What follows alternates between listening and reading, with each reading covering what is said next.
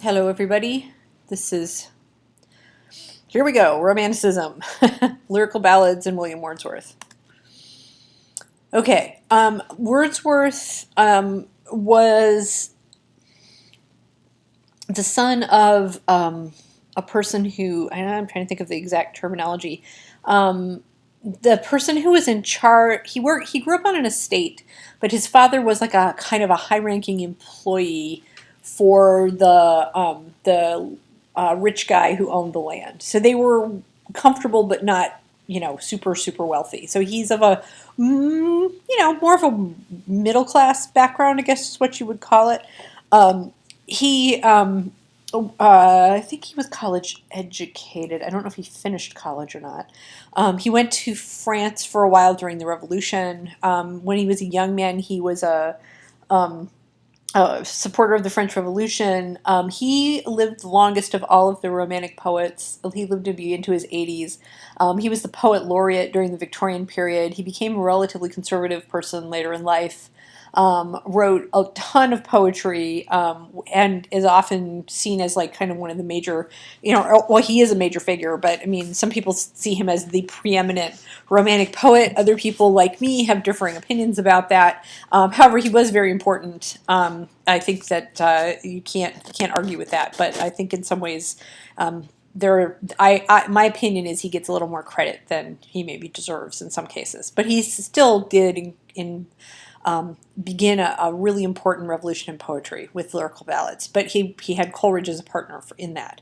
So the first book of lyrical ballads was published in 1798.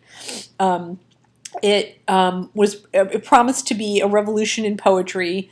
It came out to mixed reviews. There were some people who thought it was the greatest thing they'd ever seen. Other people thought it was horrible because it was this big break from the poetry of the past.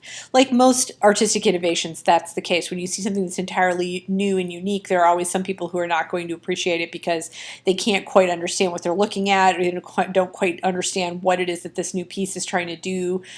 They judge it by the standards of the old.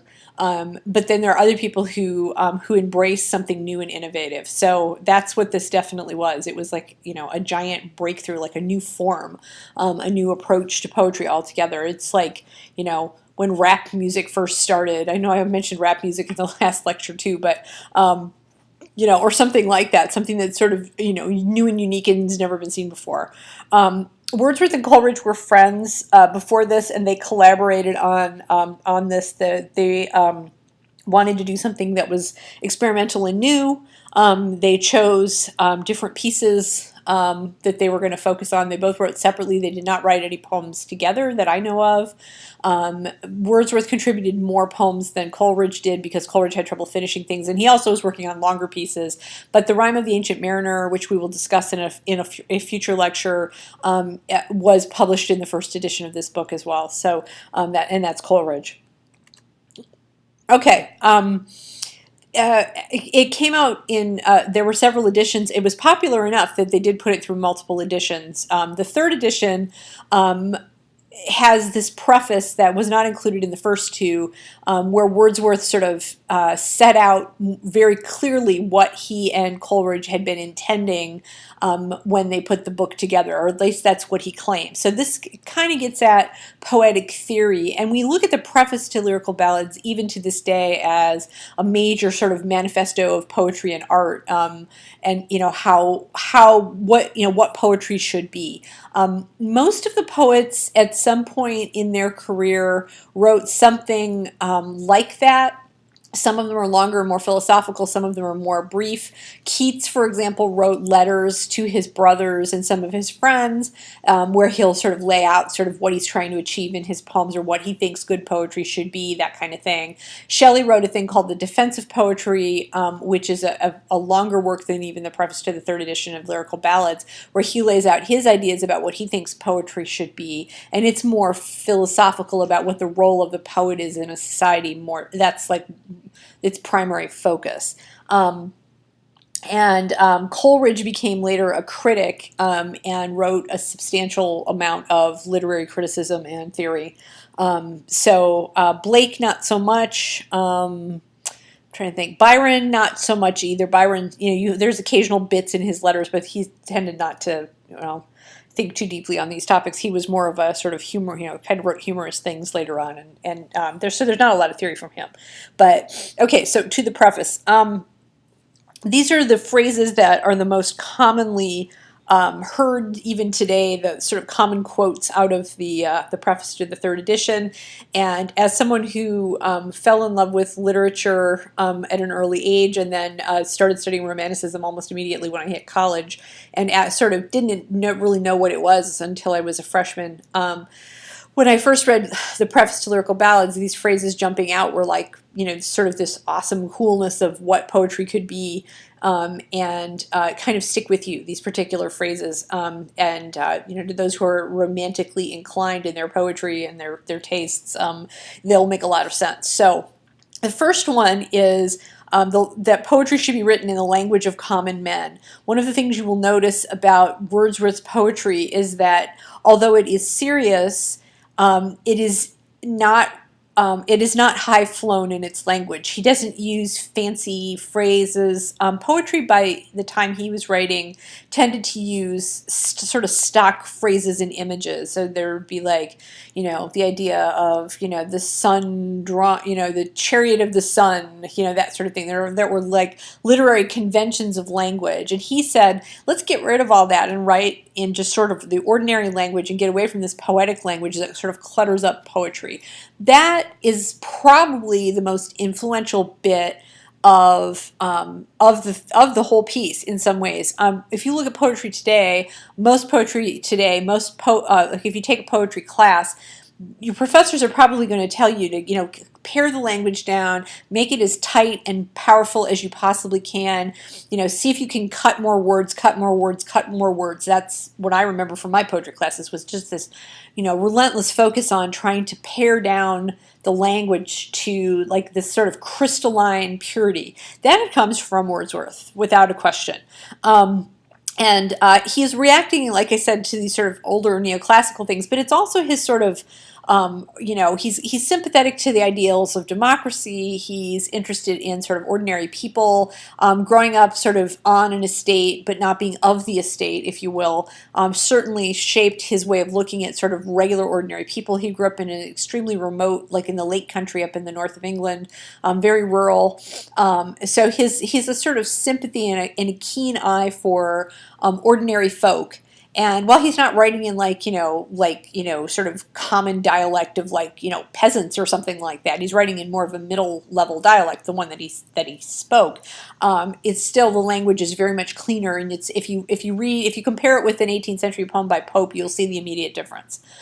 And I'm not picking on Pope, by the way. He's just the major poet of the century, or the generation before Wordsworth.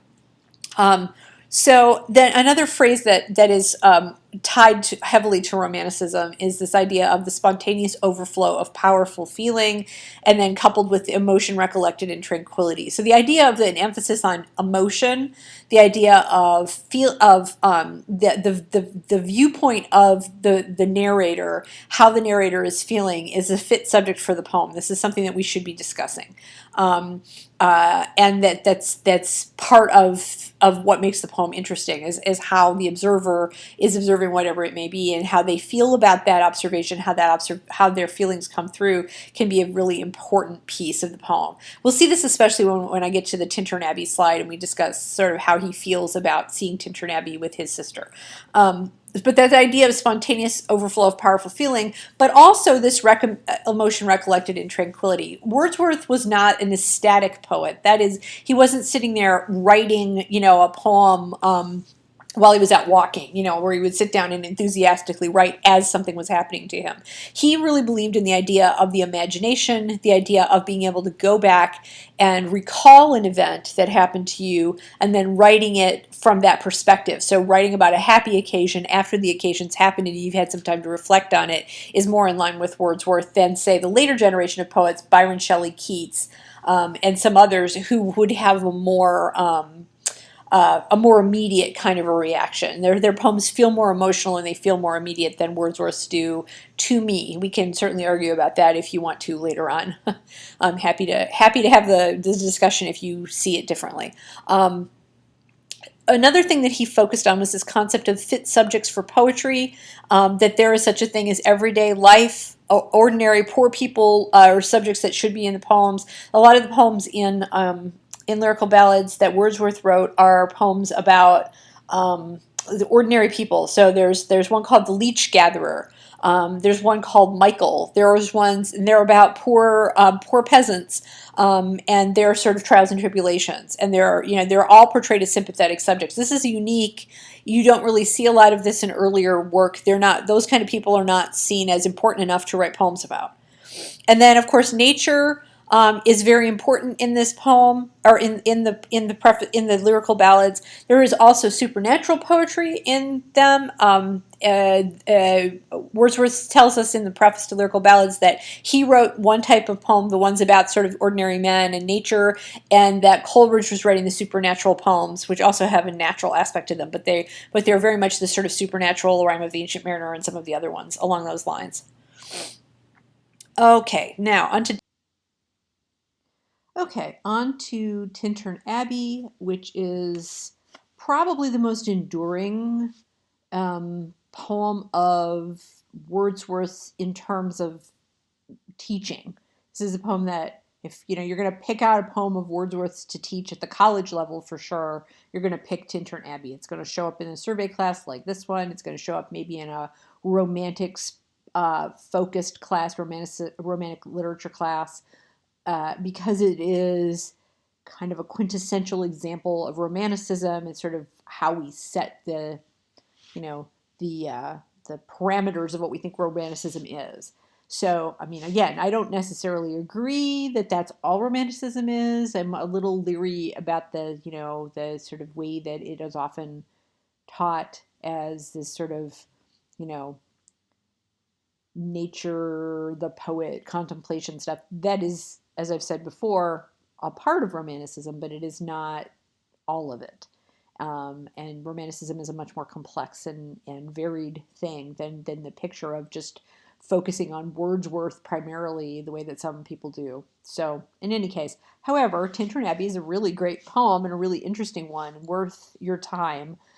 It is long and a bit challenging to read, but take your time with it. Perhaps reread it if you've already looked at it once and see if you can get more out of it on a second read. It's the kind of poem that definitely benefits from multiple readings. You'll take more away from it every time you read it, or different things away from it every time.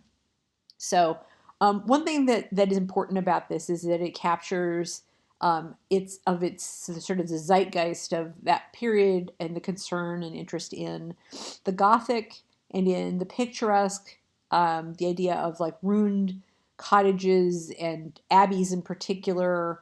This is a real place. You can still go there and see it. It was a very fashionable sort of entertainment to go sightsee to these places and look around them. And the Romantic period, these people were really interested in this idea of like ruins and sort of on a philosophical level, and like this meditation on what does a ruined building indicate. Some of you may have read Shelley's poem. In fact, we did read Shelley's poem Ozymandias, during the week that we did political stuff. And that's a poem about a ruined sculpture, right? That's like laying in the dirt, and Shelley's of course very super political. He was a radical, so he's talking about like look on the power of man and how it is, and you think you're so powerful, and yet time mows you down. The Romantics were really interested in that idea. Of how the works of man are sort of mowed under by the passage of time, and everything goes to ruin eventually, and that kind of thing. It's just a kind of an interesting topic of theirs. So that's probably one of the reasons for the fascination with like like standing ruins like these abbeys and things. So the poem itself is focused on a couple of things. I'm just going to kind of hit the highlights here because it is a long and dense poem, just to kind of give you some inroads. One of the things that the poem is about is this. There's a theme in the poem of return. So the poem is about, kind of a sort of a quick little plot summary here. Wordsworth has been to Tintern Abbey before. When he's writing this poem, he's writing about his second visit to Tintern Abbey, but this time he's taking his sister Dorothy with him, and she's never been before.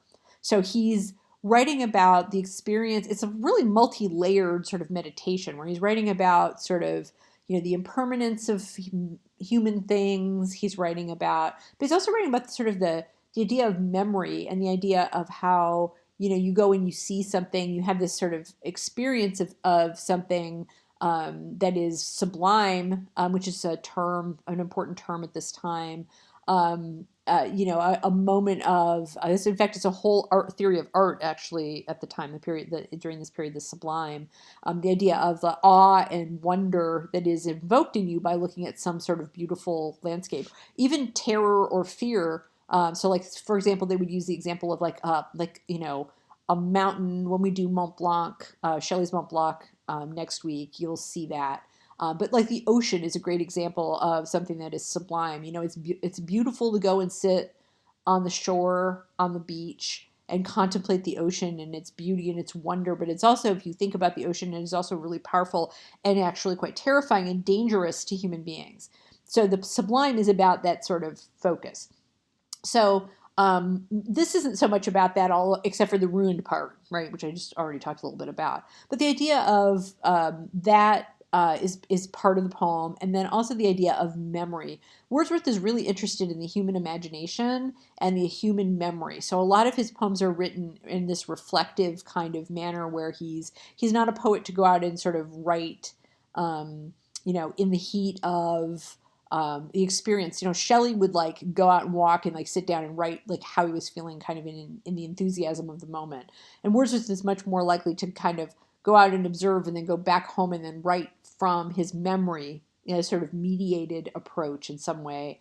And so he's often reflecting on memory in his poems. Many of his poems are about that.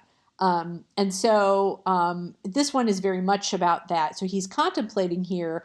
Yeah, I remember the last time I was here and how it felt that first. And one of the things he wants to talk about here is that the difference between a first experience of something and a second experience, where the excitement of the newness of something wears off. Even though you go back a second time because you really enjoyed it the first time, you'll have a different experience, not necessarily a lesser one, just a different one. And so because he's there a second time, he's reflecting on the fact that that's the case. He's having a slightly different reaction to it. But he's also watching his sister, who he was very close to, see it for the first time and recalling, by seeing her enthusiasm, recalling his own from the first time. So that's kind of how he sets up the poem. And so that's a really important part of understanding what is going on in this poem. So it's about, it would be like if you went to the Grand Canyon or something and wrote a poem about it. And then, you went to the Grand Canyon once and then you took your, a significant other or sibling or whatever to the Grand Canyon. It's exactly the same thing. And then you would maybe, or your children, maybe for us, that would be like a more accurate sort of a replication. Like you take your children someplace and your thrill at getting them to, like, at their excitement of seeing it for the first time. That's really what this poem is about. That's really all it's about. Despite the sort of, not that that's nothing, it's an interesting concept, but that's really the core of what he's trying to talk about here. So it's a really interesting topic in some ways. It's very philosophical and kind of high-minded, but it's also like a really beautifully wrought poem. It's a well-designed poem. His ability to write this sort of clear, descriptive language. It's usually a little slow going. His poems don't have lots of action and energy in them in that way, but because they are so philosophical, but they're also beautifully wrought, and you really can get engaged in the moment of what he is talking about. Okay, so moving on to I Wandered Lonely as a Cloud, which is probably, I said Tintern Abbey is probably the most taught in college. I Wandered Lonely as a Cloud is probably the most taught overall. I'm sure that it's a high school poem. My experience of it is I learned it first when I was in junior high school. I was my English teacher's assistant, so I got out of study hall and got to do this instead.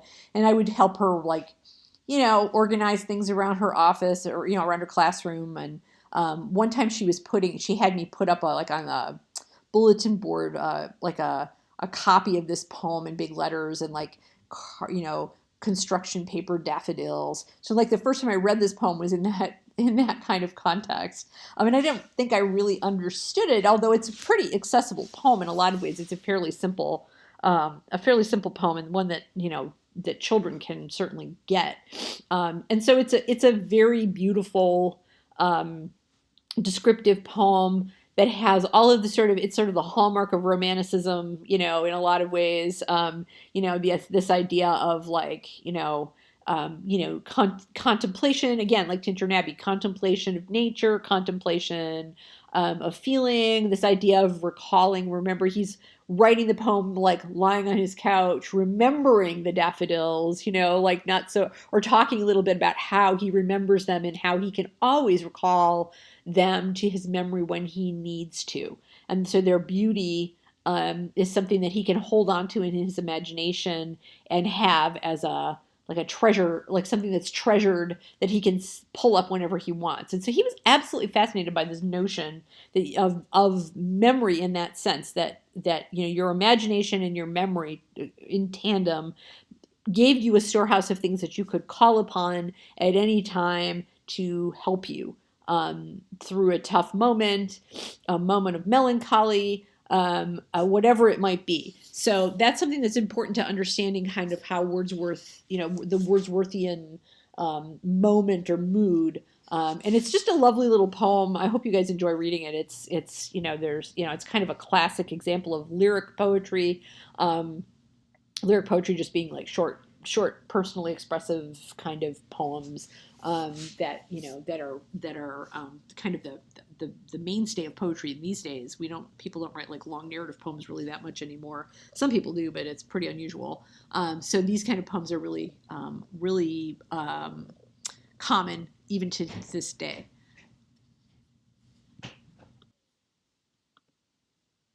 All right, and then the final poem I wanted to discuss with you today is The Solitary Reaper, which is my favorite Wordsworth poem.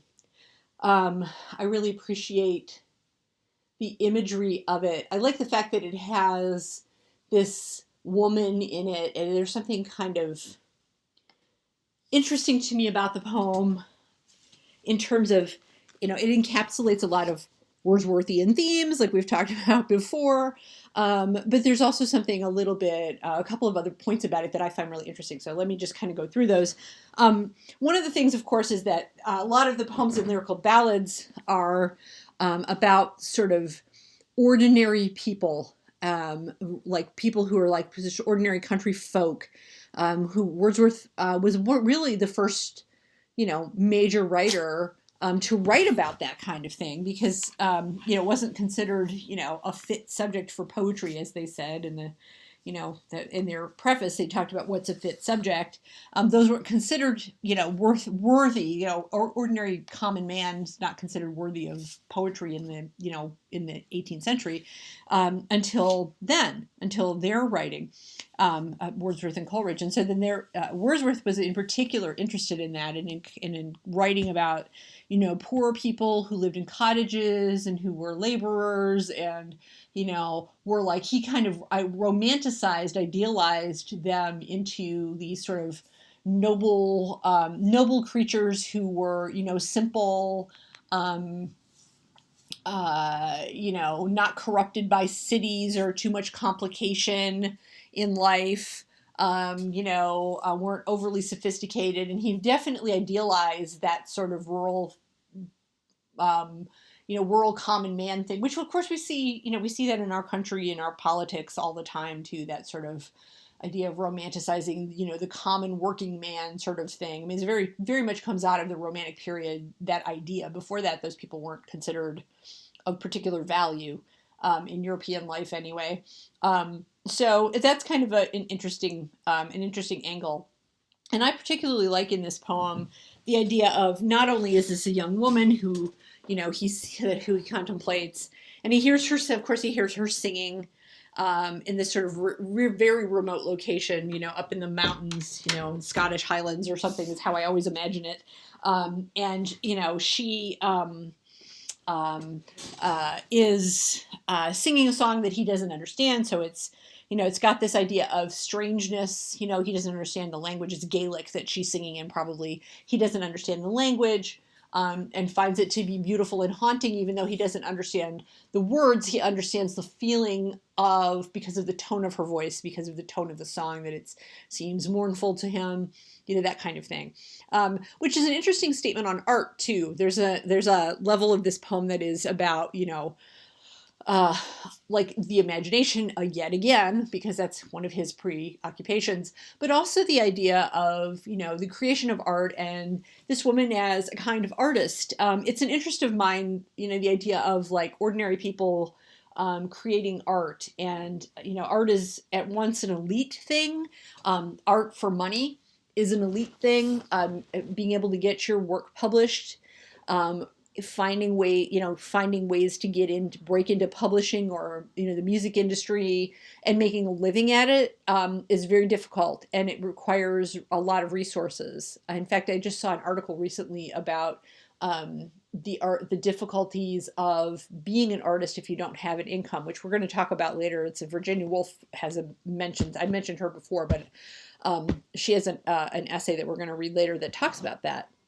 And so it's something to think about. The people that you hear of who are artists, usually they have some kind of resources. Now, we do have examples of people who are, poor, who make it big, that kind of thing. But there's a lot of interesting economies around art, and around both writing, music, movies, whatever, what have you. The entertainment industry is an industry.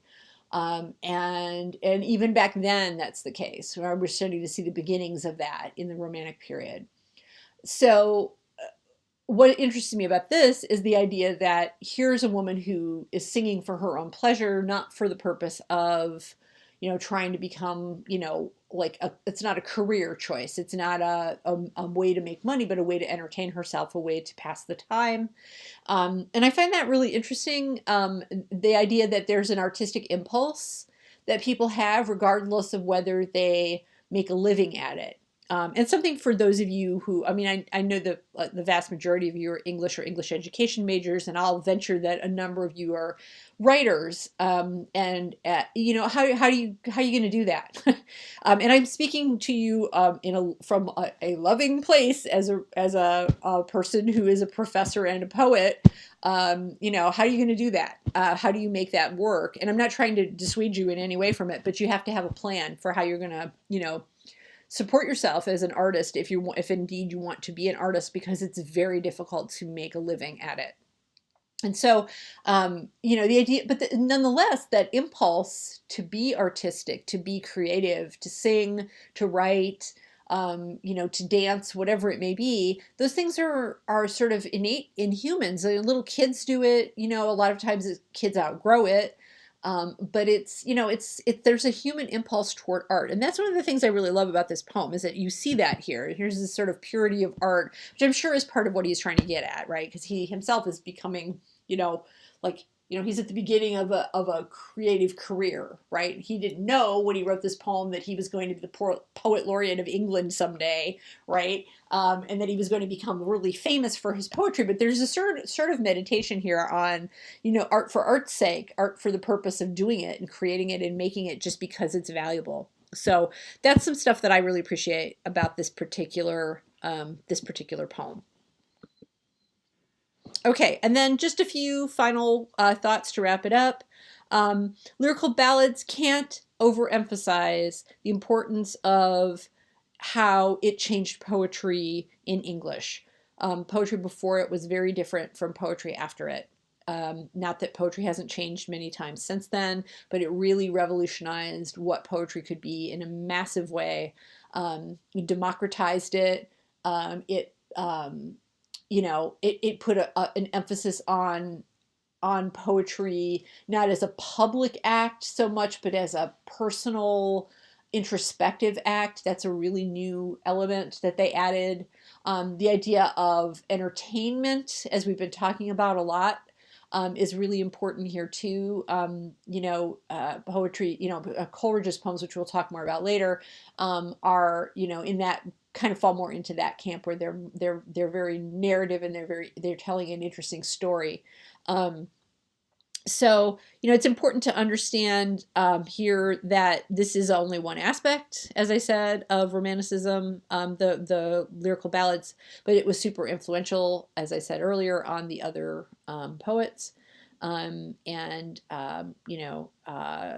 they, uh, Coleridge and Wordsworth both made their reputations on this book. It went through multiple editions. In fact, the preface, there's like the third edition has the most extended preface in it. They were just extremely well known as a result of having written this stuff, and really, really shaped the 19th century and sort of made poetry. I mean, poetry was more important than, it's kind of like the last flourish of poetry sort of being the dominant literary form. Shortly thereafter, when we get into the Victorian period, you're going to see we move into fiction. And fiction becoming dominant. Now, there are novels, obviously, at this time. There's Frankenstein, there's Jane Austen, there's other, there's Sir Walter Scott. There's a number of novels, and novels were popular in this time period, but they were considered just kind of fluffy. They weren't taken seriously until the Victorian period. This is like the last. Well, not that poetry isn't considered serious after that. It still is, but it's a major sort of up like like uh, explosion, I guess I'll call it, of the importance of poetry again in this period in the very late 18th century. I mean, this came out in 1798, so right at that turn of that century, poetry became super important and super central again. It's just like hard. It's almost hard to understand it as a modern person, where poetry is kind of a sideline. Although apparently poetry is big again right now. It's kind of had a little like it's kind of flourishing right now again, because I guess people are starting to read poetry again. So it's still interesting to me, though, that this period is so dominated by poetry. There were other, as I said, there were novels. There was also a lot of theater, a really interesting theatrical performances, and people writing for the stage and that kind of thing. And people writing plays that they never intended to put on the stage. But this is the dominant form here is poetry, and a lot of that has to do with Wordsworth and Coleridge. So you can't really overstate the importance of that. And like I said earlier, Coleridge coming up and the supernatural in his poems, which is another one of the preoccupations of the Romantic era.